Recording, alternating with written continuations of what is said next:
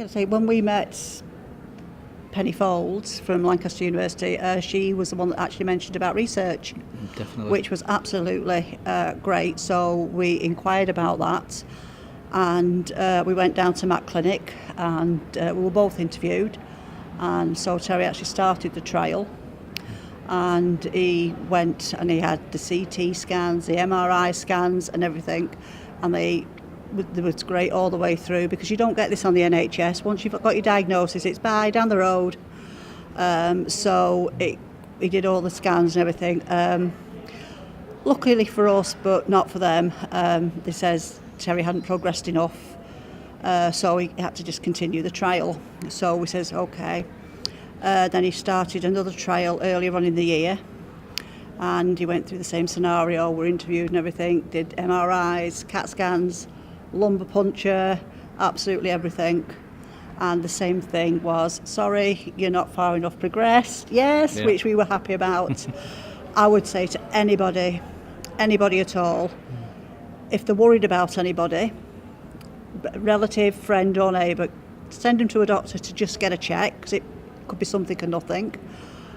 But if you have had that diagnosis, research is the way to go, because it keeps you informed of absolutely everything. It gives you that. We would have been worrying how far as Terry gone. I mean, I've not seen any major changes in Terry, but that's just on the outside, and I haven't got a clue what's going on up there. So this way, we do know that there's no significance, because they said to you, whatever you're doing, keep doing. Yeah.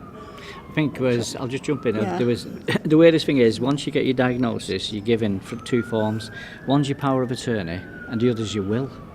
And I went, I'm 56. And I thought, that can't be it. And they said, yeah. And I said, no. And they said, yeah, that's it. And I said, well, what's in between? They said, nothing. And I said, there must be something in between. They said, there isn't. And I went, well, how long have I got? They said, I don't know. And I said, I need to put my house in order. I've got 3 grown-up boys now. I need to sort things out. They said, right. And it was only since I met Penny, then we went on the trials and that, they told me the results. When I went for my MRI scan, when I went for a CT scan, they told me the results. They told me about these amyloids in your brain and how they were doing and progressing. And I could follow the route of it and know. I know about putting my house in order and everything else and making sure Tina's okay and the boys are okay. And I thought, I can follow it. There's no way I could have done it any other way. And I said, is it naughty of me doing this? And she said, no. She says, it's brilliant of you. If more people knew this, they wouldn't be scared and they'd go on trials and that. And I said, well, that's what they should do. Instead of least you know. Instead of me worrying, thinking, oh, is he going to wake up next week thinking, who's this person? I know that we've got years in front of us, because he's been on the trial. So recommend, if you can go on a trial, go on Definitely. The trials. It's peace of mind for Terry, but it's also peace of mind for me, and it's peace of mind for our sons and the family, that they know that Dad's fine. The only fear I've got is I'm claustrophobic, and so I went, the way I see it is the MRI scan, I class it as a smarty tube.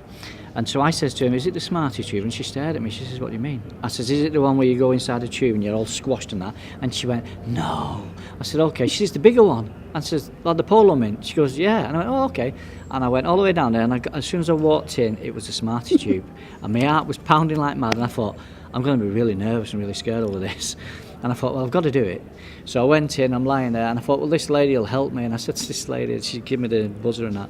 And I says, will I be okay? She goes, look, if you've got any problems, just touch the side, do that, and you come straight out. I said, seriously? She goes, yeah. And I said, right, okay. So I went in, I panicked for a few minutes once my head had disappeared. And and I could see my feet.